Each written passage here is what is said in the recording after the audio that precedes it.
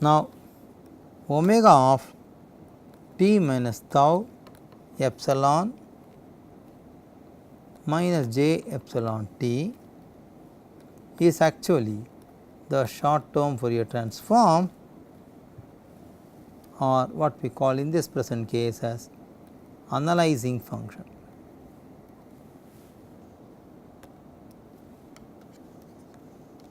The window should have a compact support,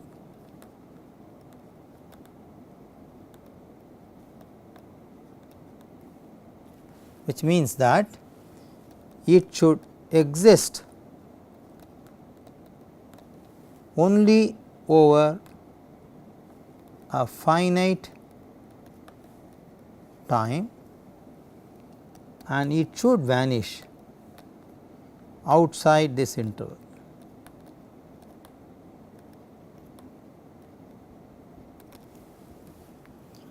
Now, if the window is too long,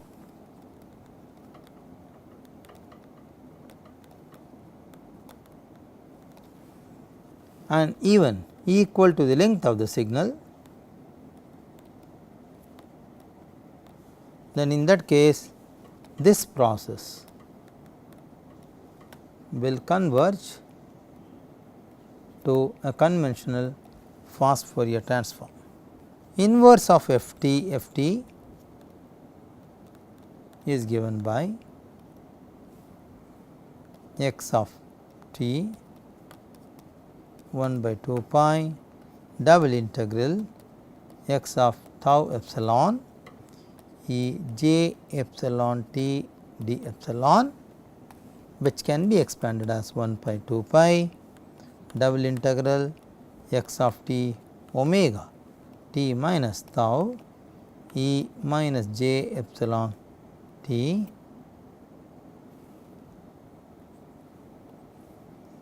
omega t minus tau e to the power of minus j epsilon t d epsilon d tau.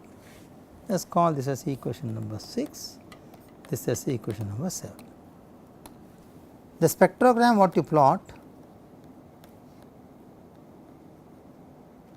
is actually the squared magnitude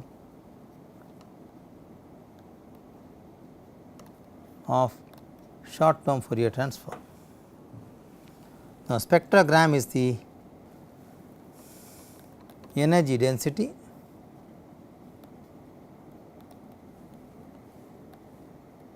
in the time frequency plane. Energy decomposition of this signal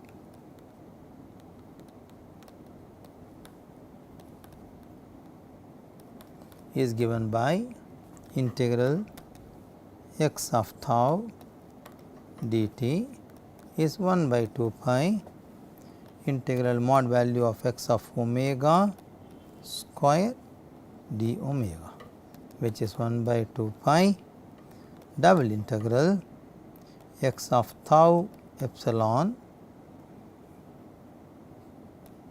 square d epsilon d tau, equation 8. S of tau epsilon is given by S of tau epsilon is mod value of tau epsilon square, which is actually equal to x of t omega of t minus tau e minus j epsilon t dt of the whole square. So, now friends, the study has been conducted using two cases. One is a wired sensor, other is the wireless sensor network developed for SHM. Now, there is very important thing, we need to validate the developed structural health monitoring system, is it not? Let us validate this. In order to validate the readings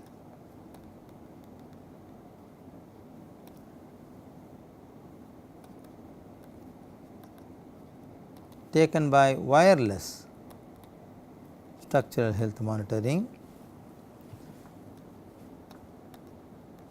response of the scaled TLP is acquired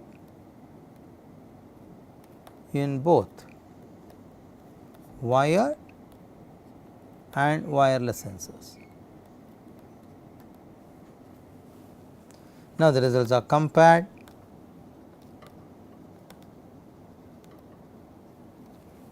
both in time and frequency domain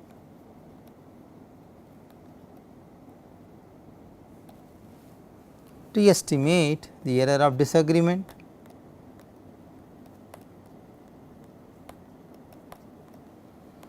so that the designed SHM can be qualified. Let us reiterate one important statement: wired sensors are connected to the DAQ, data acquisition system, through wires. The data is processed not at the sensor level, but at central server, which is connected to the DAQ,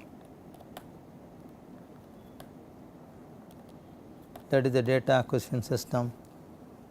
On the other hand, we talk about wireless sensors. They comprise of low cost computing processor and sensor units. Now, the acquired data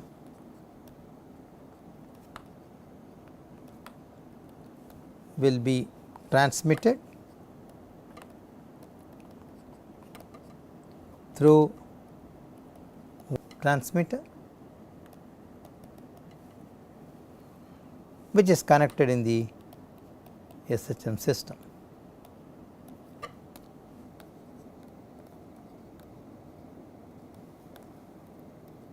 Let us talk about accelerometer for the wired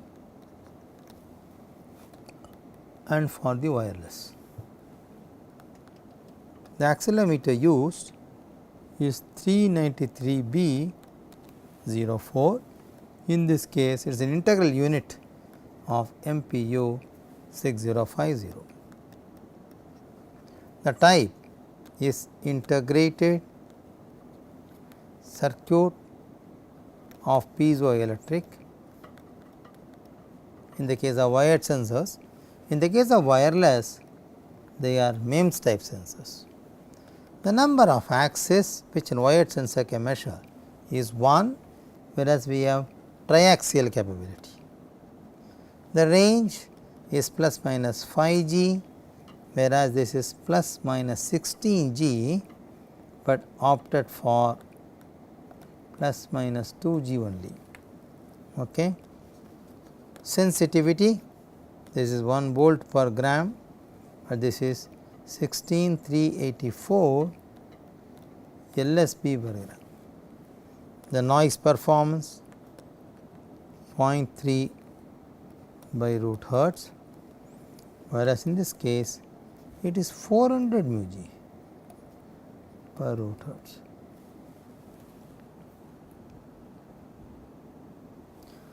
Let us see the comparison between the data acquired between the wired and wireless sensors.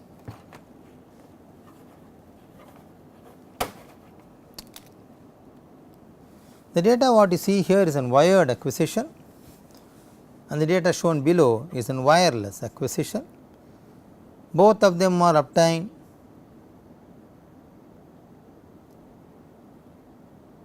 for the surge response.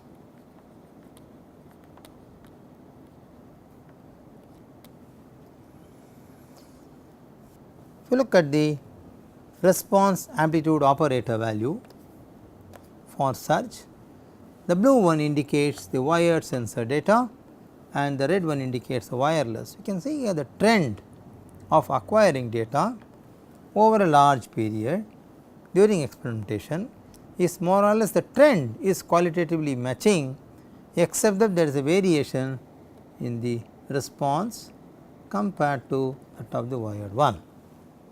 Qualitatively they are more or less matching, except the justification for these gaps which are misagreement. The values are also tabulated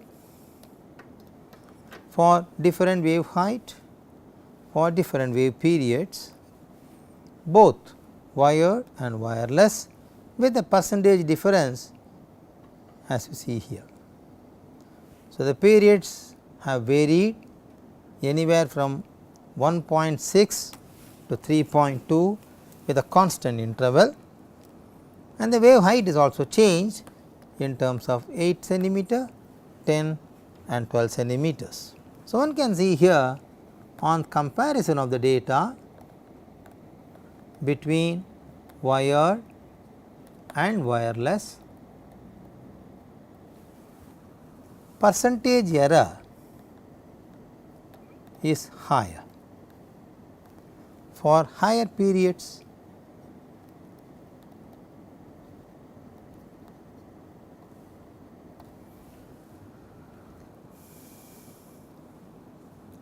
if you look at the variation,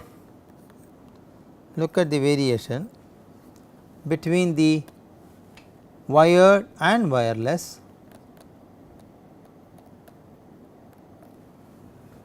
the variation is very less.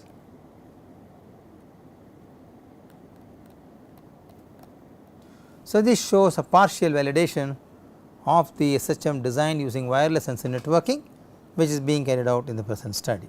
One can also plot this variation in frequency domain, and now comparing both the sensor units, wireless sensor 1 and 2, which we already discussed in the earlier lecture.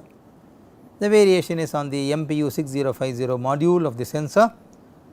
So, the wire 1 is shown in the blue color, the green one indicates the sensor 1, wireless sensor networking 1 type 1 and the red one type 2. The power spectral density function for surge response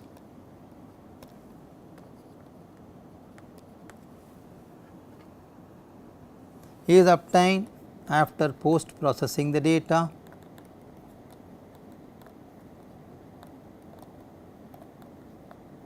One can see here there is a marginal variation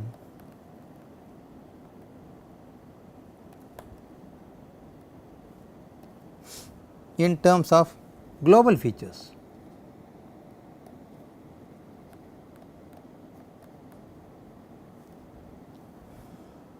Without time localization,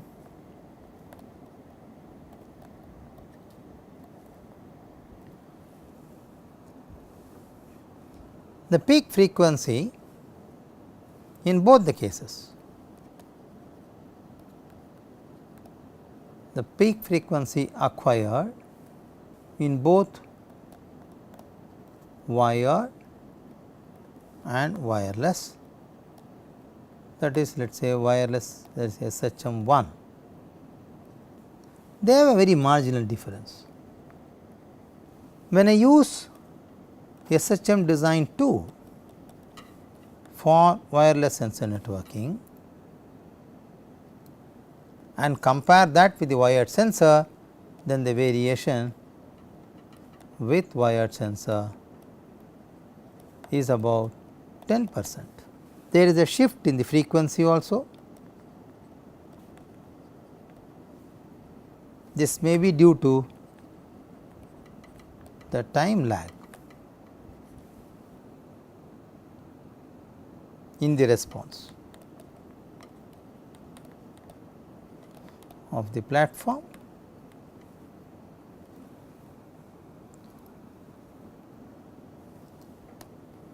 When we look at the comparison, we saw that the agreement is very close. After realizing this, we need to estimate the reliability of the results, okay? Because we have got now the results by both the sensor models. What is the reliability of these results?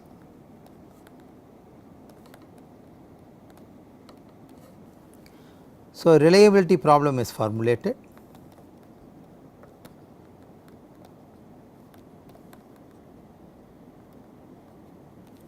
There are some assumptions that have been made in doing this.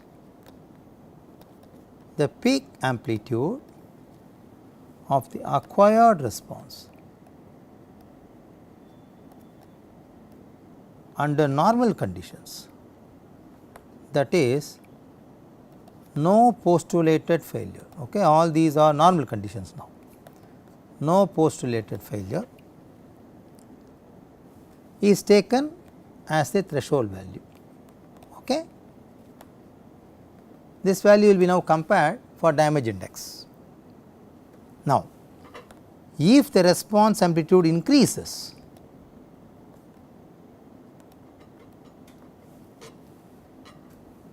which is acquired during the postulated cases,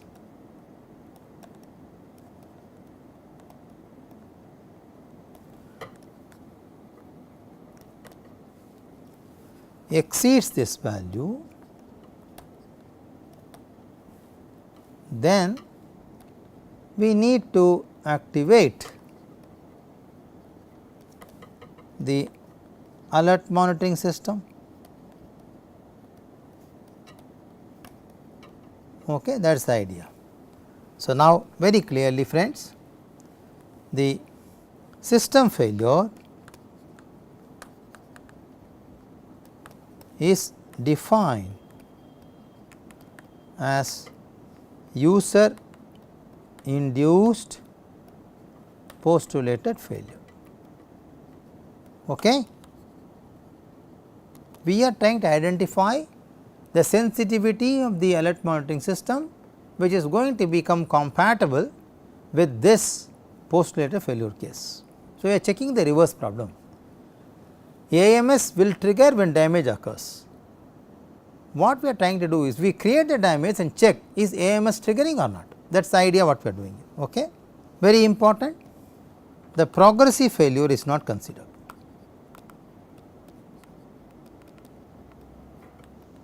Only the damage indication of initiation of failure is considered, not the progressive failure. Okay.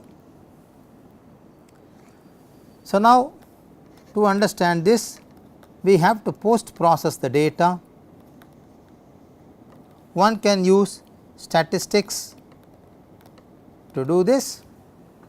Let us try to see how we can use statistical tools to compare this and then talk about the postulated failure cases and check the alert monitoring system design is compatible or not. So, friends, in this lecture we discussed about the experimental investigation